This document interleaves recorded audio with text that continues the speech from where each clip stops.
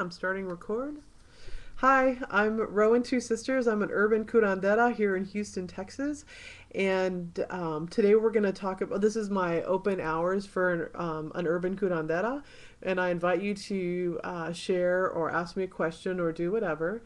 But what I thought we'd talk about today was what happens when you've had a surgical birth and you have a difficult time looking at your scar. Like, it's not the touching of the scar and it's the actual looking at your body that starts to create the meltdown, the body shame meltdown. So, a lot of times when folks have surgical births, it's no big deal to them. They're like, sure, had a cesarean, whatever, on with their life. But other folks maybe wanted something very different. They wanted maybe a home birth or an unmedicated birth or something, and they got something very different. And with that, created all these different emotions and feelings. And my concern as a curandera is that I want you to be able to get those emotions out of your body. I feel like if we have emotions layered and trapped in our body, that prevents us from healing and can potentially keep us from bonding with our families or children. And because I think it's real, I think it would be incredibly difficult, and I've seen this in clients that have had kind of what they would deem a shitty surgical birth, a shitty cesarean, a section, something done to them, and then trying to love the children and themselves. Like there's something an interface that doesn't work well. And then I also want to say that I think eventually going on forward into your life, that as you become a more mature woman or a crone, which is kind of pagan speak for once you stop having your period, which, by the way, let's just get the TMI out of the way that I haven't had a period in a year. So I'm 42. I look really young, I think, in the broadcast here, but I'm 42, and I had a period October 1st and 2012, and I hit 2013, still no period. So by all a lot of people would consider me menopaused. So here I am, the wise old crone at 42.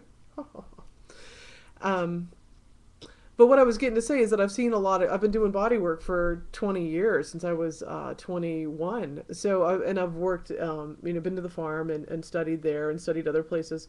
So I've seen this a lot where women will have a surgical birth when they desperately wanted something different. And then they have all these emotions and all this like layered in. And then other people will say bullshit things like, well, what did it even matter? You had a healthy baby, and totally disvalidate the mama, right? So, what happens when you can't even look at yourself?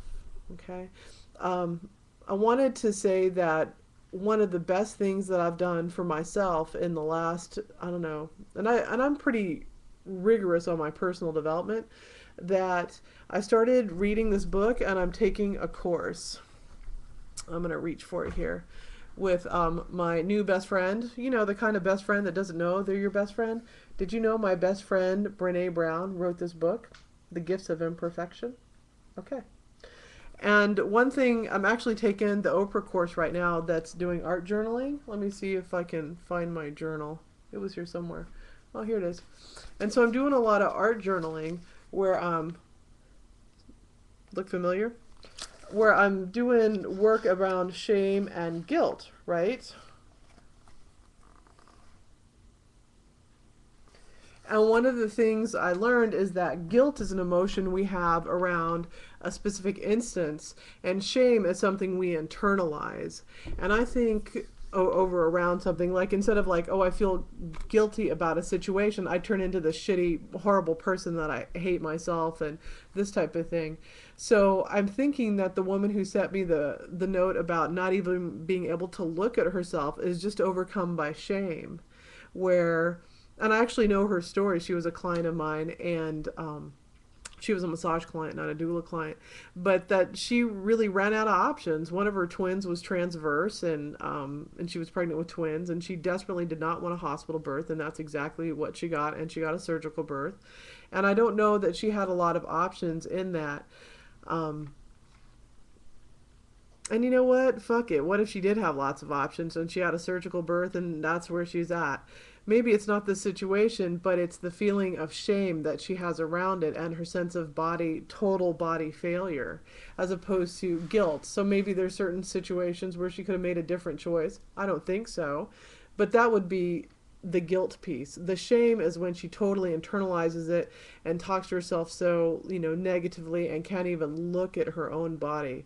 So I think that kind of internalized body shame, we've got to kind of ferret that out, right? So whatever your best way to work on the shame and the loathing and the totally internalized work, like of course this Brene Brown book is super good.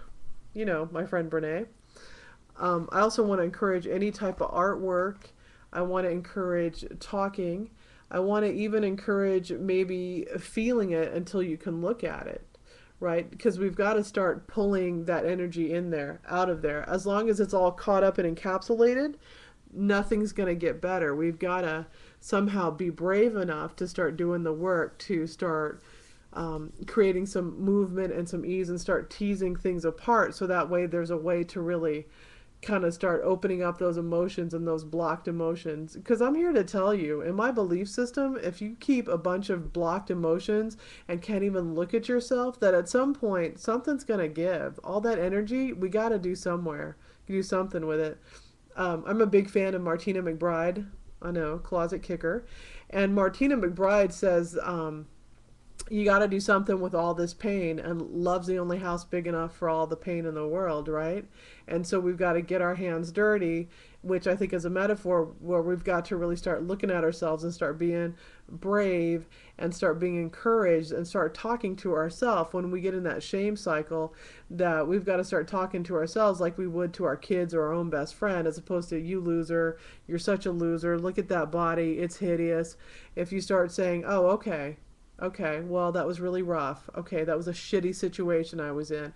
But so talking about how bad the situation was and the feelings around that, as opposed to bringing it inside of us of like, oh my God, I suck. I'm horrible. So anyway, those are some thoughts I'm having about being able to be brave enough to look at yourself when you're feeling so shut down around your surgical birth that you can't even look at yourself.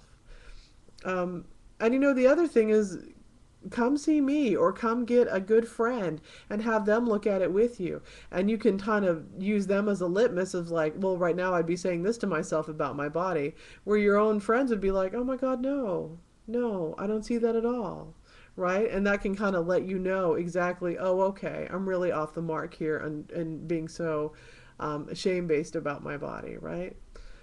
So I guess what I need to say is that it doesn't matter how you approach it, but you've got to approach it, even if it's collaging or if it's painting your body and then looking at it and taking a picture, if there's making a collage about stuff, if there's writing in your journal, if there's, I don't know, you might want to, get a therapist that can help you and talk to you while you hold a mirror up to look at yourself. But there's all these different things that you can do, and I'm sure there's way more that I'm not an art therapist. I don't know everything. I mean, come on. But taking that first step and deciding to be brave and to untangle this and begin healing, that's so critical. And I want to say that this is what healing looks like when it's messy and there's snot and it's not tidy, that this is when the best healing occurs. My name is Rowan Two Sisters. I'm an urban curandera, and I'll do whatever it takes to help you live more comfortably in your body. You can find me at rowantwosisters.com.